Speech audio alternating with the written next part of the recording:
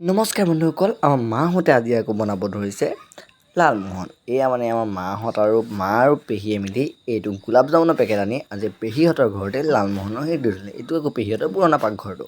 বাৰু তাৰপিছত পেহীহঁতৰ মায়ে কাৰ্যসূচী আৰম্ভ কৰিলে। আৰম্ভ কৰি এয়া মায়ে আকৌ বহাই থৈছে একদম মানে পূৰা চেনি পানী, মানে চেনিৰ যিখিনি হেৰি, আৰু এয়া আৰামত বনাই মায়ে আকৌ ভাজিবলৈ ষ্টাৰ্ট দিলে।